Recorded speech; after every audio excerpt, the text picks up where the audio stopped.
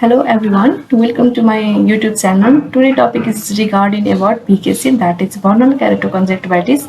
Today I will discuss about its what is BKC and its clinical features and its treatment. And I will speak in Hindi language because many of viewers are from India, so that they can get it. So, what is BKC? BKC is Bornal keratoconjunctivitis and ये एक bilateral current and self-limiting allergic inflammation of conjunctiva है. इसको हम spring Kaithal भी बोल सकते हैं, ठीक है. और इस एक ये पीरियोडिक सीजनल इंसिडेंस है. स्प्रिंग का सीजन में होने की वजह से इसको सीजनल कंजक्टिवाइटिस भी हम बोल सकते हैं, ठीक है. उसके बाद इथोलॉजिकल फैक्टर में ये एफेक्ट्स बॉयज़ को ज़्यादा करता है और उसके बाद ये 5 to 14 ईयर्स के चाइल्ड में ज़्यादातर के होता है, ठीक है. और फैमिली हिस्ट्री भी हो सकते हैं. वैसे ही एक एक्सटर्नल एलर्जन लाइक डस्ट की वजह से, pollen and molds in presence of dry and hot weather की वजह से भी हो सकता है. और मोस्टली ये सेल्फ लिमिटिंग कोर्स होता है around 20 years of child. Clinical features of BKC. Symptoms का जैसे कि पेशेंट क्या कंप्लेन लेकर आपके ओपीडी में आ रहे हैं, ठीक है. उसके बाद सिम्टम में मोस्ट कॉमन सिम्टम इचिंग, ठीक है. उसके बाद ropy discharge due to the fibrinous nature of discharge, जैसे कि ये क्लिनिकल पिक्चर में आप देख सकते हैं. ये रोप जैसे लाइक स्ट्रक्चर, इसको हम रोपी डिस्चार्ज बोलेंगे. उसके बाद redness, watering plus photophobia, burning and foreign body sensation का complain. Sign of BKC can be described in 3 types. So that is first one is pulpivir type, and दूसरा bulbivir type and दूसरा mixed type. Pulpivir type is the most common and ये इसमें से first of all हम पेपिलाई देखेंगे, जिसको हम ये पेपिला कैसा होता है, एक फ्लैट टॉपटेड स्टोन की जैसे होता है, ठीक है. ये सारा हमारा ये पेपिला है, ये सारा पेपिला है. जब फर्स्ट ऑफ ऑल शुरू स्टेज में ये पेपिला स्मॉल डॉट की जैसे होता है. जब ये डॉट मोर देन 1 mm हो तो उसको हम जीपीसी दैट इज जायंट पेपिलार कंजक्टिविटिस बोल सकते हैं. दूसरा टाइप होता है बल्बर टाइप. बल्बर टाइप में हम ये जो बल्बर टाइप का है, जैसे यहाँ पर हम लिम्बल के पास में एक क्या देख रहे हैं, टेनेस थिकनिंग अराउंड द लिम्बस है. और इसको हम nodular like gelatinous thickening around the limbus. और दूसरा होता है हार्नोन टर्न ट्रांसिस्टर, जिसके व्हाइटिश कलर का डॉट जैसे ऐसे यहाँ पर ऐसे होता है around the limbus. White colour का व्हाइटिश कलर का डॉट, जिसको हम हार्नर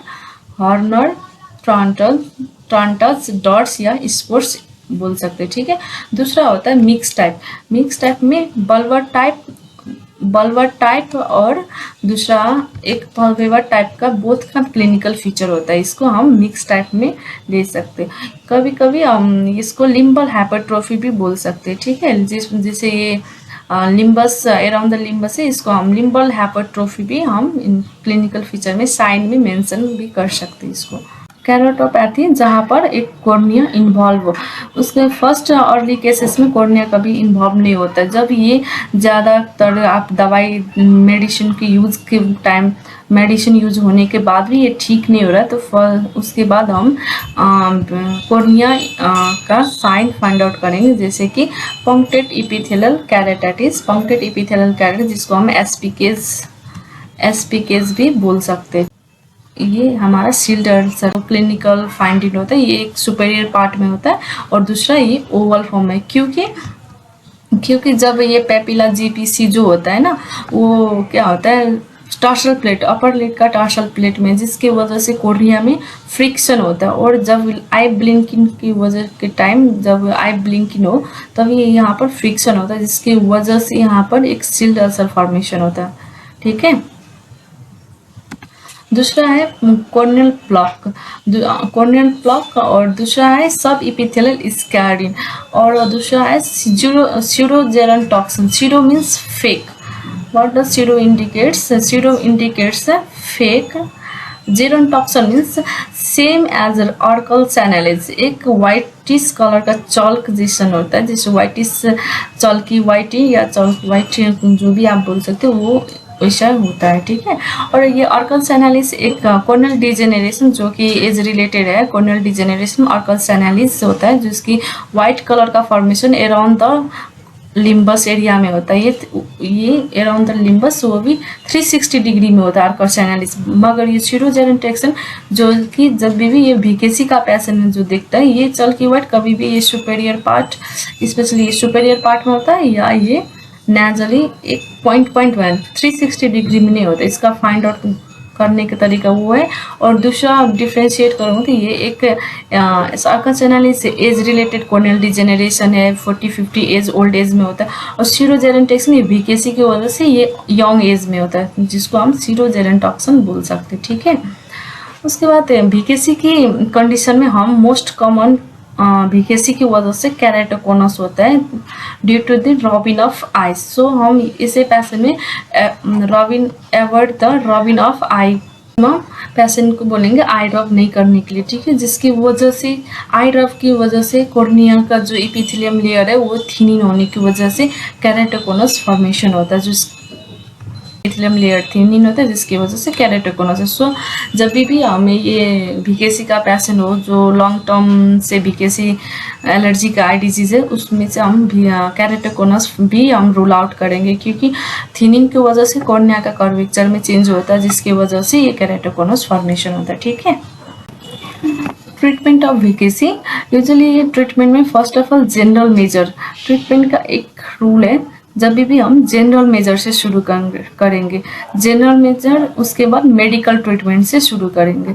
जनरल मेजर में क्या होता है यूजुअली सेल्फ लिमिटिंग, इसमें हमें पेशेंट काउंसलिंग बहुत ज़्यादा important to the allergen patient. And और दूसरा एक कोल्ड कंप्रेस और इरिगेशन और कोल्ड वाटर आइस से पेशेंट को बोलेंगे आइस से कोल्ड कंप्रेशन करने के लिए। और इनको वीकेसी की पेशेंट के ज़्यादा लॉन्ग टर्म ट्रीटमेंट होता है इसलिए वीकेसी का पेशेंट को ये बोलना कंसल्ट करना पड़ता है कि ताकि ये इसका जो वीकेसी का ट्रीटमेंट ये काफ़ी लंबा टाइम तक जाएंगे, इसलिए इसमें कोई टेंशन लेने की बात नहीं है। सो काउंसलिंग मोस्ट इम्पोर्टेंट है केस में, ठीक है। उसके बाद आता है हमारा मेडिकल ट्रीटमेंट जिसमें एंटी एलर्जिक एजेंट होता है जिसमें मास्ट सेल स्टेबलाइजर जो कि सोडियम क्रोमोग्लाइकेट 2% 4 टाइम्स और डे देंगे। और dual action anti histamine that is olopatadine 0.1% PD form में देंगे। डुअल एक्शन मीन्स जिसमें से हमारा एक mast cell stabiliser plus anti histamine का रोल है उसको डुअल एक्शन हम बोलेंगे, ठीक है। डुअल एक्शन कभी कभी ये एमसीक्यूज में भी पूछता है ओलोपेटाडिन का एक्शन क्या क्या है, तो anti histamine plus mast cell stabiliser that is dual action होता है, ठीक है। दूसरा है topical steroid. Topical steroid depend upon the severity, कितना सीवियरिटी उस हिसाब से हम low potential drugs first choice will be FML that is fluorometholone 4 to 6 times एपेरेंट डोज में देना पड़ता है। या आप 2 वीक्स के लिए इसको हम एफएमएल 2 वीक्स के लिए 1 into 2 टाइम्स फॉर 2 वीक्स दे सकते, ठीक है। उसके बाद लॉन्ग टर्म यूज़ करने के लिए अवॉइड करना पड़ेगा, पेशेंट को कंसल्ट करना पड़ेगा। खुद से ये दवा खुद से बंद भी नहीं करना, खुद से लेना भी नहीं, क्योंकि इसका साइड इफेक्ट क्या होता है लॉन्ग टर्म यूज़ की वजह से कैटरैक्ट होता है। और दूसरा ग्लूकोमा, कैटरैक्ट में PSC due to the steroid हमें post sub capsular cataract formation होता है और उसके बाद एक ग्लूकोमा भी होता है। दूसरा है इस साइक्लोस्पोरिन और टैक्रोलिमस इन स्टेरॉइड रेजिस्टेंस केस, जिसमें स्टेरॉइड डालने के बाद लॉन्ग टर्म स्टेरॉइड जो यूज़ किए उसके बाद भी उसका एलर्जी ठीक ना हो तो उसको steroid resistant case, simple language में उनको स्टेरॉइड रेजिस्टेंस केस बोलते हैं। उस टाइम में हम एक साइक्लोस्पोरिन और टैक्रोलिमस दे सकते हैं, ठीक है। दूसरा है topical non steroidal anti inflammatory drugs like ketorolac में भी, ठीक है। और दूसरा है artificial tear that is lubricant CMC जो भी आपके पास अवेलेबल है वो दे सकते हैं इसी केस में। ऐसे इन जाइंट पैपिलाई और शील्ड अल्सर के केस में जैसे जाइंट पेपिला और चिल्ड अल्सर के केस में हम सुप्राटार्सल इंजेक्शन ट्राइमेंसोलोन देंगे। इस केस में कोई सुप्राटार्सल इंजेक्शन ट्राइमेंसोलोन देना पड़ता है। उसके बाद नॉन रेस्पॉन्डिंग चिल्ड अल्सर है तो उसके बाद debridement plus BCL bandage, contact lens और amniotic membrane graft should be done.